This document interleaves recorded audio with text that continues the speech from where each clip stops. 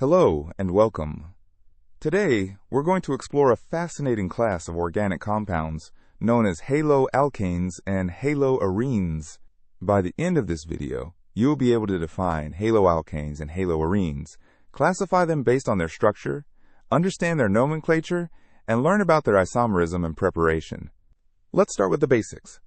What exactly is a haloalkane? A haloalkane is essentially an alkane, which is a simple hydrocarbon where one or more hydrogen atoms have been replaced by a halogen atom. Think of it as a substitution reaction. We take an alkane, remove a hydrogen, and put a halogen in its place. The general formula for this is RH, representing an alkene, reacting with a halogen, X, to form Rx, a haloalkane, and HX, a hydrogen halide. Here, R stands for an alkyl group, which is just an alkane with one hydrogen removed, and X represents any of the halogens, fluorine, chlorine, bromine, or iodine. So X can be F, Cl, bridge, or I. Let's look at a simple example.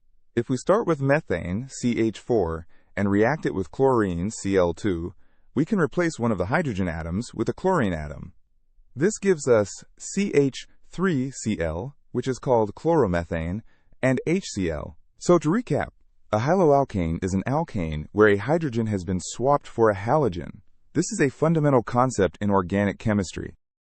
Now that we know what haloalkanes are, let's look at their general formula and the nature of the bond between carbon and the halogen. The general formula for a haloalkane is CnH2n plus 1x. This is the same as an alkane, CnH2n plus 2, but with one hydrogen replaced by a halogen. Haloalkanes are also commonly known as alkyl halides. The alkyl part refers to the R group, and halide refers to the halogen. So haloalkanes are also called alkyl halides. Now let's consider the bond between the carbon atom and the halogen atom. This is a covalent bond, meaning they share electrons. However, halogens are much more electronegative than carbon. Electronegativity is a measure of an atom's ability to attract electrons in a bond. Because the halogen is more electronegative, it pulls the shared electrons closer to itself. This creates a partial negative charge on the halogen, denoted by delta minus, and a partial positive charge on the carbon, denoted by delta plus. This unequal sharing of electrons makes the carbon-halogen bond polar.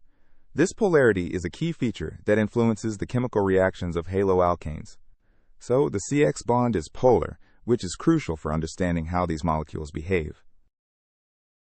Beyond simple haloalkanes, we can classify these compounds based on the type of carbon atom the halogen is attached to. This is a very important classification.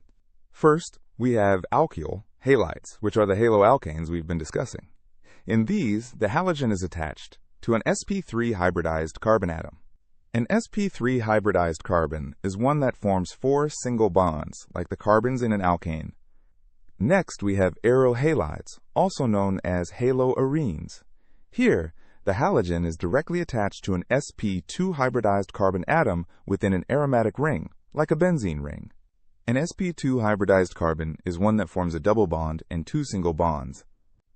Then there are vinylic halides. In these, the halogen is attached to an sp2 hybridized carbon that is part of a carbon-carbon double bond. And finally, allylic halides. Here, the halogen is attached to an sp3 hybridized carbon, but that carbon is right next to a carbon-carbon double bond.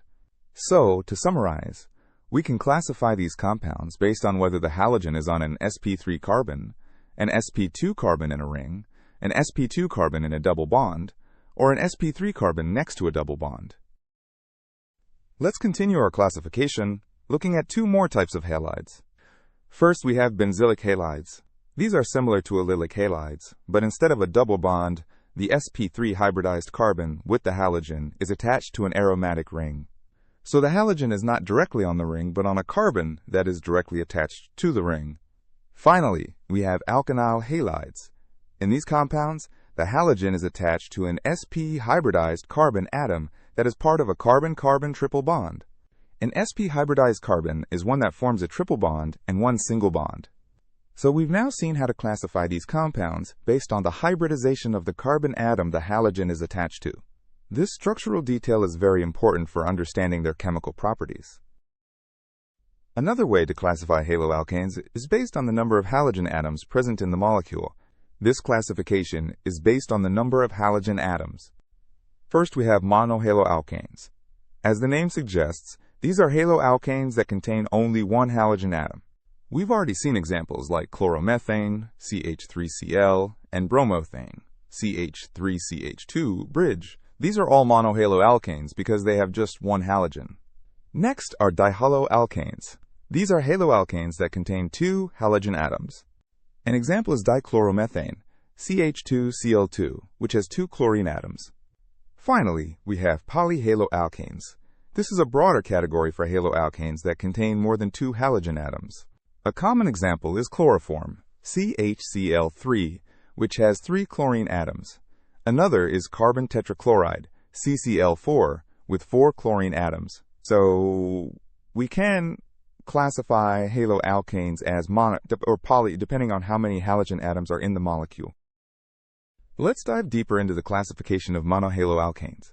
This is based on the nature of the carbon atom that holds the halogen. This classification is based on the nature of the carbon atom holding the halogen. First, we have primary, or 1 degree, haloalkanes. In these, the carbon atom that is bonded to the halogen is attached to only one other carbon atom, or no other carbon atoms at all. For example, in chloromethane, CH3Cl, the carbon is only attached to hydrogens. In bromothane, CH3CH2 bridge, the carbon with the bromine is attached to one other carbon. Next are secondary, or 2 degree, haloalkanes. Here, the carbon atom bonded to the halogen is attached to two other carbon atoms. An example is 2-chloropropane, CH3CHClCH3. The carbon with the chlorine is attached to two methyl groups. Finally, we have tertiary, or 3 degree, haloalkanes. In these, the carbon atom bonded to the halogen is attached to three other carbon atoms. A classic example is tert-butyl chloride, CH3, 3CCl. The central carbon with the chlorine is attached to three other carbons. So we classify monohaloalkanes as primary, secondary, or tertiary based on how many other carbons the halogen-bearing carbon is attached to. This distinction is crucial for understanding their reactivity. Let's now classify dihaloalkanes based on the relative positions of the two halogen atoms. This classification is based on the position of the two halogen atoms. First, we have vicinal dihalides, often called Vic dihalides. In these, the two halogen atoms are attached to adjacent carbon atoms in the chain. For example, 1,2-dichloroethane, ClCH2CH2Cl, is a vicinal dihalide because the two chlorines are on carbons 1 and 2, which are next to each other. Next are geminal dihalides, or gem dihalides. In these, both halogen atoms are attached to the same carbon atom. An example is 1,1-dichloroethane, CH3CHCl2. Both chlorine atoms are on the first carbon. Finally, we have polymethylene dihalides, also known as terminal dihalides or alpha-omega dihalides. In these, the two halogen atoms are attached to the two terminal or end carbon atoms of the chain. For instance, 1,5-dichloropentane, ClCH, 2CH, 2CH, 2CH, 2CH, 2Cl, is a terminal dihalide because the chlorines are on the first and last carbons. So dihaloalkanes can be vicinal, geminal, or terminal, depending on where the two halogens are located on the carbon chain. Now let's talk about how we name these compounds. There are two main systems, the common name system and the IUPAC system. First, the common name system. This system is simpler and is often used for smaller, less complex haloalkanes. To form the common name, you simply name the alkyl group first, followed by the name of the halide. For example, CH3Cl is methyl chloride, CH3CH2 bridge is ethyl bromide, CH3CHClCH3 is isopropyl chloride. Now for the IUPAC system, which stands for the International Union of Pure and Applied Chemistry. This is the systematic naming system used worldwide. The IUPAC name is formed by treating the halogen as a substituent on the parent alkane chain. You name the halogen as halo, e.g. chloro, bromo, iodo, and then the parent alkane. So CH3Cl is chloromethane, CH3CH2 bridge is bromethane. CH3CH3 is 2-chloropropane, with the 2 indicating the position of the chlorine. For dihaloalkanes, you use prefixes like di and specify the positions of both halogens. For example, ClCH2CH2Cl is 1,2-dichloroethane, and CH3CHCl2 is 1,1-dichloroethane. So remember, common names are alkyl halides, and IUPAC names are haloalkanes with position numbers. Let's quickly review the common naming prefixes for alkyl groups, as they are very useful. First, N stands for normal, and it's used for straight-chain alcohol groups. For example, N-propyl chloride is 1-chloropropane. Next, isoacar. This prefix is used when the second-to-last carbon in the chain has a single methyl branch. For example, isobutyl bromide is 1-bromo-2-methylpropane. Then we have neosecaphal. This is used when the second-to-last carbon has 2 methyl branches. For example, neopentyl iodide is 1-iodo2, 2-dimethylpropane. For secondary haloalkanes, we use di-suotro, sec-b-e-isotro. This indicates that the halogen is on a secondary carbon. For example, sec-butyl bromide is 2-bromobutane. And for tertiary haloalkanes, we use tert-it-it. This indicates the halogen is on a tertiary carbon. For example, tert-butyl chloride is 2-chloro-2-methylpropane. Finally, for dihaloalkanes, we have ethylene for vicinal dihalides and ethylidene for geminal dihalides. So 1,2-dichloroethane is ethylene chloride, and 1,1-dichloroethane is ethylidene chloride. These prefixes are a shorthand for describing the structure of the alkyl group, especially in common names. Let's move on to isomerism. Isomerism is a fundamental concept in organic chemistry. Isomers are organic molecules that have the exact same molecular formula but different structural arrangements. Because their structures are different, they also have different physical and chemical properties. The phenomenon of isomers existing is called isomerism. The word iso means same, and mer means unit, so isomers are molecules made of the same units. Haloalkanes can exhibit 2 main types of isomerism: chain isomerism and position isomerism. Chain isomerism occurs when molecules have the same molecular formula but differ in the number of carbon atoms in the main chain. In other words, they have different carbon skeletons. Consider the formula C4 hydrogen chloride. One isomer is 1-chlorobutane, which has a straight 4-carbon chain. Another isomer is 2-chloro-2-methylpropane, which has a 3-carbon chain with a methyl branch. Same formula, different chain.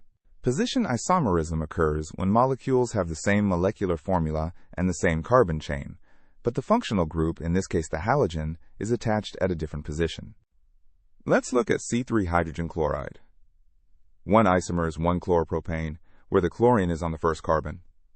The other is 2-chloropropane, where the chlorine is on the second carbon. The chain is the same, but the chlorine's position is different. So, isomers are molecules with the same formula but different structures, and for haloalkanes, this can be due to a different carbon chain or a different position for the halogen. There's a simple formula that can help us predict the number of possible isomers for a given number of carbon atoms in a haloalkane. The formula is 2 to the power of n minus 2, where n is the number of carbon atoms. Let's test this formula with some examples. For n equals 3 carbons, the formula gives 2 to the power of 3 minus 2, which is 2 to the power of 1, or 2 isomers. We saw this with 1-chloropropane and 2-chloropropane. For n equals 4 carbons, the formula gives 2 to the power of 4 minus 2, which is 2 to the power of 2, or 4 isomers. These are 1-chlorobutane, 2-chlorobutane, 1-chloro-2-methylpropane, and 2-chloro-2-methylpropane. For n equals 5 carbons, the formula gives 2 to the power of 5 minus 2, which is 2 to the power of 3, or 8 isomers. And for n equals 6 carbons, the formula gives 2 to the power of 6 minus 2, which is 2 to the power of 4, or 16 isomers. This formula is a great tool for quickly determining the number of possible isomers for a given haloalkane. Now that we understand what haloalkanes are, how are they made? Let's look at some general methods of preparation. There are two main categories of preparation methods, from hydrocarbons and from alcohols. From hydrocarbons, we can use alkanes or alkenes. From alcohols, we have three main options: using a halogen acid, using phosphorus halides, or using thionyl chloride. Let's focus on the first method, preparing haloalkanes from alkanes. This process is called halogenation. When alkanes react with a halogen, X2, in the presence of sunlight or heat, a haloalkane is formed. The general reaction is R- plus X2, which gives Rx plus HX. This is a free radical substitution reaction. The HV symbol represents light energy, and the triangle symbol represents heat. Both can initiate the reaction. So the first way to make a haloalkane is by reacting an alkane with a halogen using light or heat. Let's look at a specific example of halogenation, the chlorination of methane. When methane undergoes direct chlorination with a limited supply of chlorine in the presence of sunlight, chloromethane is formed. The reaction is CH4 plus Cl2, which gives CH3Cl plus HCl. This is a simple substitution of one hydrogen for one chlorine. However, if the supply of chlorine is in excess, the reaction doesn't stop there. The chloromethane product can react further with more chlorine. This leads to a series of reactions, producing polysubstituted products. First, chloromethane reacts to form dichloromethane, CH2Cl2. Then, dichloromethane reacts to form trichloromethane, CHCl3, which is commonly known as chloroform. Finally, chloroform reacts to form tetrachloromethane, CCl4, also known as carbon tetrachloride. This means that chlorination of methane is not a very selective reaction. You get a mixture of products, which can be difficult to separate. Let's compare chlorination with bromination of methane. When methane undergoes bromination with bromine in the presence of heat, bromomethane is formed. The reaction is CH4 plus bridge 2, which gives CH3 bridge plus HBr. This reaction requires a higher temperature, around 400 degrees Celsius, compared to chlorination. Bromination is generally more selective than chlorination, meaning it's easier to get a single product. However, it's also a slower reaction. What about fluorination and iodination? Fluorination is extremely violent and difficult to control, so it's not a practical method for preparing haloalkanes. Iodination, on the other hand, is very slow and reversible, so it's also not a good method.